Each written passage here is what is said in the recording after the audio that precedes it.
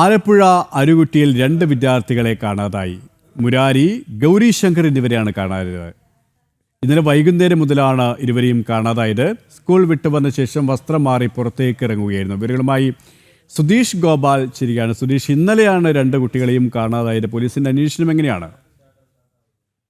ഇപ്പോൾ CCTV ദൃശ്യങ്ങളടക്കം പരിശോധിച്ചുകൊണ്ടാണ് ഈ കുട്ടികൾക്ക് വേണ്ടിയുള്ള തിരച്ചിൽ നടക്കുന്നത്. ഇത് അരൂക്കുറ്റി ഇട്ടിത്തറ സുനിൽകുമാറിന്റെ മകൻ മുരാരി, അതോടൊപ്പം തന്നെ അരൂക്കുറ്റി സ്വദേശി തന്നെയായ ഗിരീഷിന്റെ മകൻ ഗൗരി ശങ്കർ എന്നീ 2 വിദ്യാർത്ഥികളെയാണ് ഇന്നലെ വൈകിട്ട് മുതൽ കാണാതായിട്ടുള്ളത്.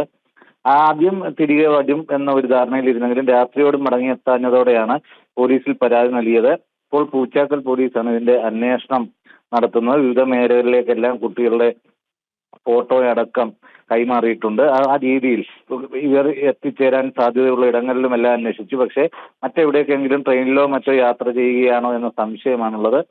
ട്രെയിൻ കേന്ദ്രീകരിച്ചും എല്ലാം ഇപ്പോൾ പരിശോധന നടക്കുകയാണ്. KP. ശരി, സുധീഷ് ഗോപാലാണ് വിവരങ്ങൾ നൽകിയത്.